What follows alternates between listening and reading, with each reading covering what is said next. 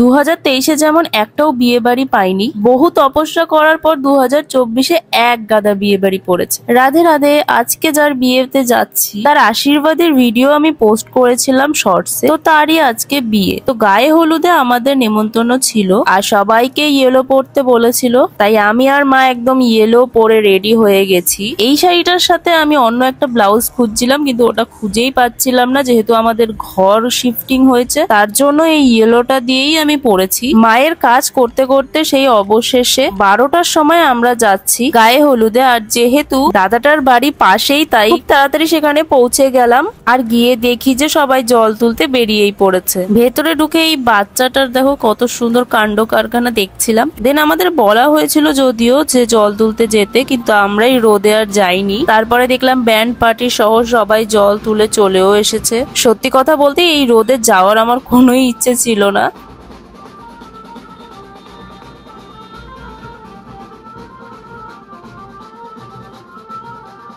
তারপরে এখানে বসে বসে অনেক কিছু দেখছিলাম, কত কিছু মানে করা হয় একটা বিয়েতে।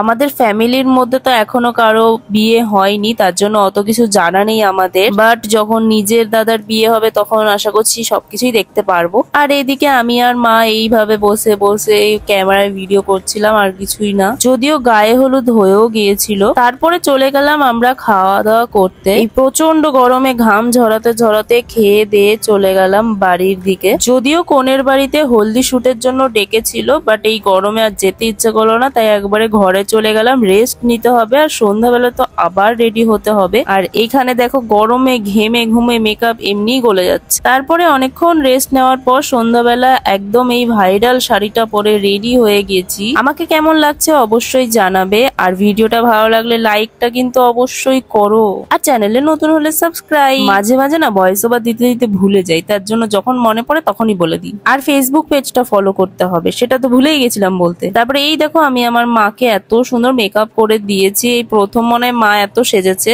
যত বড় হচ্ছি দিন দিন তত আরো মাকে সাজাচ্ছি। তারপরে উঠে গেলাম আমরা বাসে। বিয়ে বাড়ি খুব একটা দূরে ছিল না, তাই এরকম একটা বাস ভাড়া করেছিল। আর এই বাসেও সেই গরম লাগতে লাগতে চলে গিয়েছিলাম বিয়ে বাড়িতে। এই ভিলাটা আর এই জায়গাটা কারা কারা চেনো কমেন্টে অবশ্যই জানিও। আর ঠান্ডা খেতে খেতে গলার অবস্থা এত খারাপ কি বলবো। তো পৌঁছে গিয়ে অনেকক্ষণ ধরে ওখানে গেট ধরে রেখেছিল, তাই বরযাত্রী সব অনেকক্ষণ দাঁড়িয়ে ছিল। আর আমি তো অবাক, এরা গেট ধরে 50,000 টাকা চাইছে। মাঝে মাঝে মনে হয় একটা দিদি থাকলে ভালো হতো, এরকম আমিও গেট ধরতে পারতাম। আমার তো আবার দুটোই দাদা, তাই ভাবছি হয় নিজেরই বিয়েতে গেট ধরবো বরের, না হলে দাদাদের বিয়েতে কনে যাত্রী হয়ে চলে যাবো। তারপরে ওখানে পৌঁছে একদম স্টার্টার্সে চলে গেছিলাম। খেয়ে নিয়েছিলাম পকোড়া আর লস্যি। আর প্রত্যেকটা স্টলে আমরা যাওয়ার সময় কিন্তু সবকিছু শেষ হয়ে যায়, আর অনেকক্ষণ দাঁড়িয়ে দাঁড়িয়ে নিতে হয়েছে। তারপরে আবার একটুখানি বিয়েতে কি কি হয় সেই সবই দেখছিলাম। আর তারপরে চলে গিয়েছিলাম খেতে গিয়েও মোটামুটি আধা ঘন্টা ওই গরমে দাঁড়িয়ে থাকতে হচ্ছিল, তাই জানলার পাশে দাঁড়িয়ে এই ভিউ দেখছিলাম, আর জানলা থেকে হালকা হালকা হাওয়াও আসছিল। তারপরে খেতে যখন বসি তখন দেখি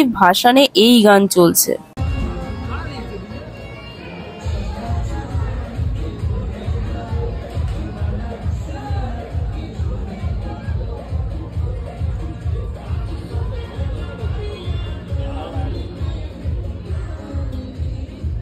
তারপরে আমাদের প্লেটে পড়ে গেল চিকেন সাটে।